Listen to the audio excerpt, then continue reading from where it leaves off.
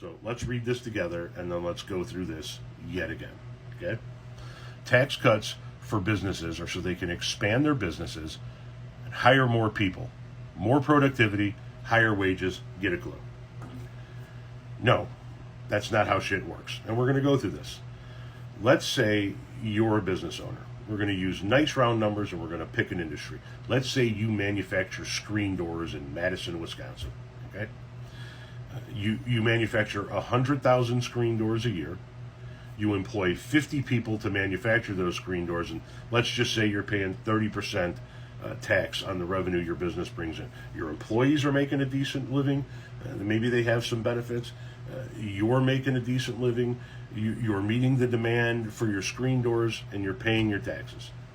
Now, the government comes to you and says, hey, we're going to lower your taxes. Instead of 30%, you're going to pay 20%. You have an extra 10%. You're telling me that with that extra 10%, you're going to expand your business and or hire more employees? Why? The only metric that changed is your taxes went down. I didn't say demand for your screen doors went up, did I? Your taxes came down. That's the metric that changed. So you're telling me you're still going to make 100,000 screen doors, but you're going to do so with 55, 60, 65 people? You're going to pay more per screen door to manufacture them than you were before, when everything was fine before. You were making your money, your employees were making their money, and you were meeting your demand? If so, you're a shitty business person. Are you going to expand your business because demand didn't increase for your business? No. Some people say that we'll give those tax breaks to the businesses and they'll give them out in the form of bonuses or raises to their employees. Maybe. Then again, tax rates go up and down all the time. They're very cyclical. They change all the time. So you're going to raise your wages on your employees, and then if your taxes go back to 30%, what are you going to do? You're going to go back to your employees and say, I got to cut your pay? No, you're going to wind up eating that.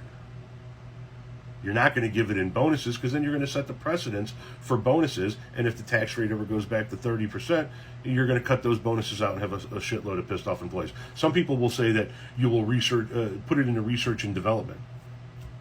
Highly unlikely, not unless you need to. Some people say you're going to maybe open up a second branch, like you said, expand businesses. Not if there's no more demand for your services. Some people say you're going to put it into new equipment, only if you need equipment. Otherwise, you're spending money to spend money. Chances are you're going to keep that money in the form of a bonus for yourself, or in the cases of the major corporations, you're going to give major bonuses to the people on the board, the CEO, or buy back a shitload of stock, which is what always happens when these corporate tax cuts come down. If this were the case, we would see it as evidence in what happens every time one of these, Reagan did it, Bush did it, Trump did it. We didn't see this happen. The bottom line is, this is a bullshit idea. When I had my landscape company, if the federal government came to me and said, we're going to cut your corporate tax rate, I wasn't going to race out and hire more landscapers to cut the same amount of lawns, to build the same amount of retaining walls, to spread the same amount of mulch. If I wanted more landscapers, on my payroll, I needed more demand for my landscape services. So now let's flip the script. Instead of lowering your taxes by 10%, let's lower all of the working class's taxes by 10%.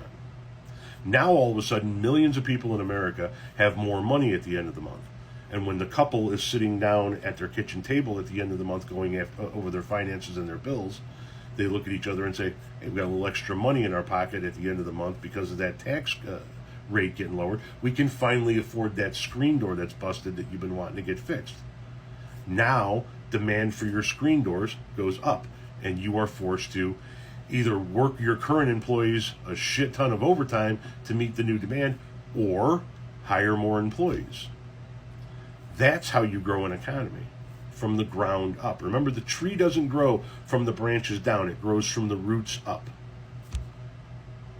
Giving businesses tax breaks does not mean they're going to go out and expand their businesses and hire more employees. If it did mean that, we would see it over and over and over again every time a Republican offers up and signs into law one of these massive corporate tax breaks. The proof isn't in the pudding, my guy. Give the working class a tax break and watch how the economy grows. For example, my wife and I are not rich by any stretch of the imagination. We're comfortable, but not rich. We got stimulus checks during the pandemic the same as everybody else. Ours went into the bank. We didn't run out and spend the money. A lot of other people ran out and spent the money. There's somewhere in the neighborhood of 70% of Americans that don't have $1,000 in their savings account, and I believe 45% of Americans that don't even have a savings account. We just threw ours in our savings account. You give the people who, when they get money, go right out and spend it, more of their money to spend, and you will see a massive increase for goods and services, causing those job creators to have to hire more people to meet the demand. You give the businesses the tax break, and it never trickles over to the working class. This is a continuation of failed trickle-down economic policies that have destroyed the middle class over the course of the last 50 years.